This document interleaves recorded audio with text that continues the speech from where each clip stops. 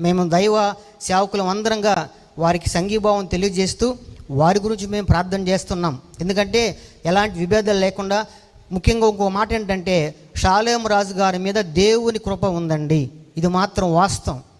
ఆయనకు వ్యతిరేకంగా పోరాడుతున్నటువంటి ఏ ఆయుధము కూడా వర్ధిల్లదు అని వాక్యం తెలియజేస్తూ ఉంది. ఇది జరుగుతుంది కూడా గ్యారెంటీగా.